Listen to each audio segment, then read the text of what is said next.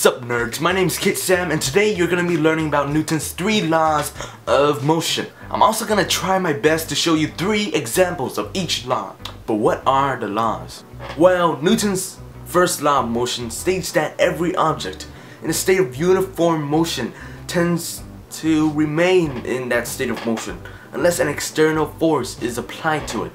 This is also termed as the law of inertia, since inertia is the tendency for something to stay as it is, either moving, which is called dynamic inertia, or not moving, which is called static inertia. Inertia is also measured in mass, so if you want to compare someone with lower inertia than me, then you would compare it with my cousin right there. She has lower inertia than me because she has less mass than I do. But if you want to compare someone with higher inertia than me, then you would want to compare it with my world history teacher, Mr. Taylor, because he's kinda on the chubby side and he has more mass than me. So here I have an example of Newton's first law of motion. This glue stick is sitting at a resting position and isn't moving, so it has static inertia.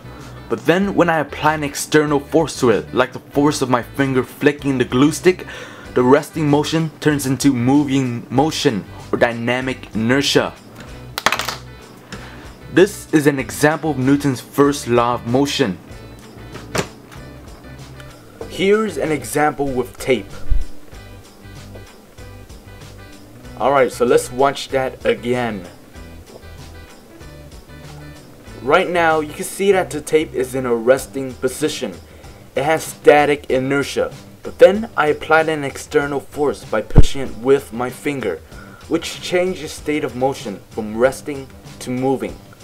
So it stays in the same state of motion until another external force like my left hand stops it from moving. And finally, here's my last example of Newton's first law of motion. Here I have a roll of tape on a piece of paper on a CD case. Now when I swipe this piece of paper under the tape won't move along with the paper because the tape has more mass than the paper does, which means it has more static inertia.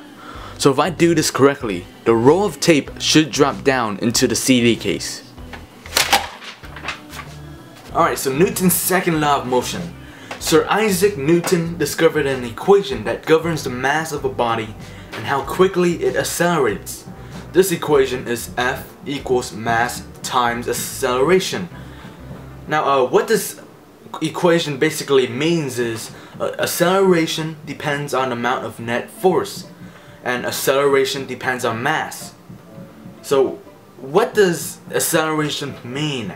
An example of acceleration is a ball falling at 9.8 meters per second, which is the acceleration of gravity. This means that every second that passes, an object increases its velocity by 9.8 meters per second.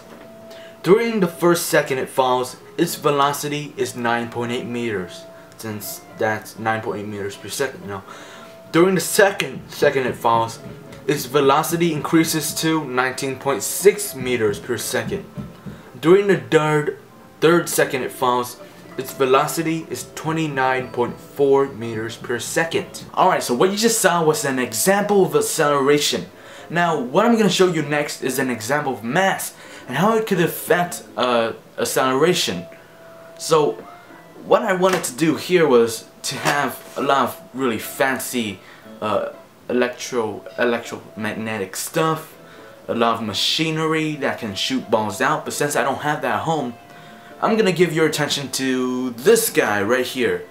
So yeah, it's gonna zoom in and then you're gonna see this other video that I'm gonna show you. His episodes, and we're gonna talk about his second law of motion. Now, his second law of motion states that the strength of a force is equal to the amount of mass involved multiplied by any acceleration applied to it. That sounds a little complicated, but I have a simple demonstration to show you how this works. I have 2 objects. One is red and one is yellow, and that's neither here nor there, but this one is heavier, and you're gonna have to take my word for it. I've got something inside the red ball, which does make it a bit heavier, and there's nothing inside the yellow ball. So I have 2 different masses, a heavier one and a lighter one.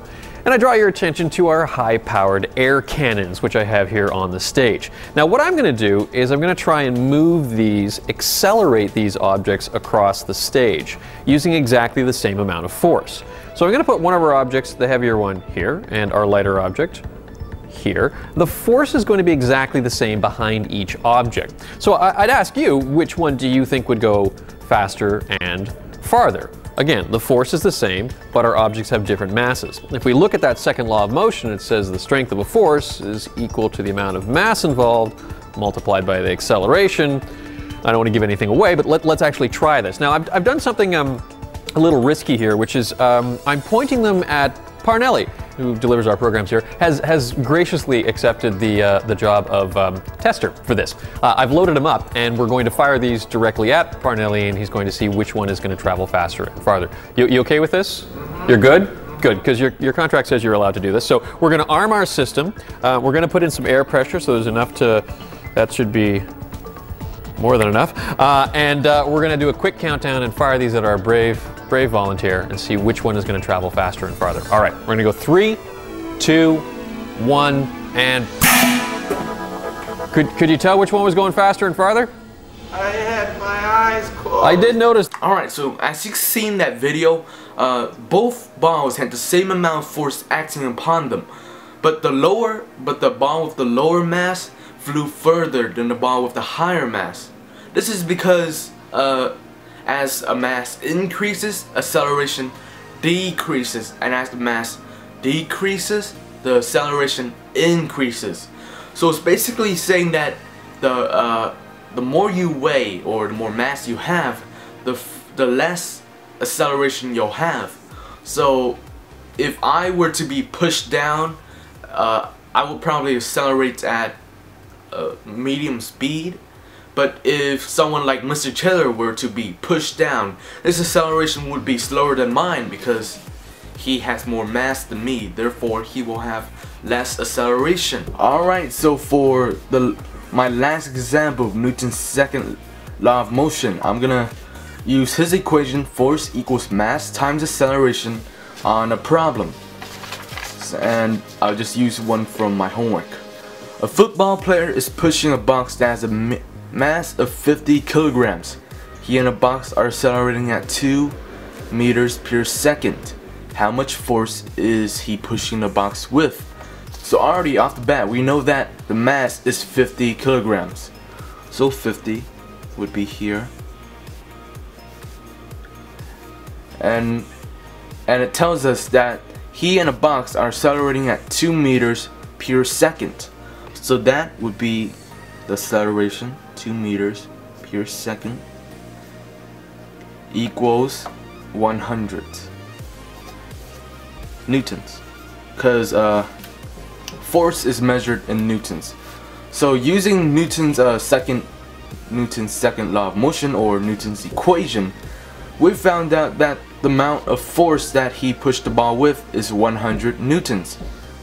And there wraps up my example for this. Now, Newton's third law of motion states that for every action, there is an equal and opposite reaction. This law also explains why you don't just fall through the floor while you're standing. Gravity pulls you downward. We call this force weight. In order to hold you, the floor must exert an equal or opposite force upward. We call this the normal force. If this floor was actually an elevator and suddenly it pulled you up with increased force, the equal and opposite force you exert now on the floor would also increase. This is why you feel heavier as the elevator accelerates upward. Sorry guys, I don't really have any other way of showing Newton's third law of motion, so I'm just gonna show some pictures. So here is another example of Newton's third law of motion. As you can see in the picture, there are two skaters pushing each other. Following Newton's third law of motion, their actions should either have an equal or opposite reaction, so they will be pushing each other backwards. Try this on your friends or even Mr. Taylor, but in Mr. Taylor's case, his force would probably be higher than yours, pushing you onto the ground and making you cry like a little wimp. Now for my last example, let's study how this rocket works to understand Newton's third law of motion.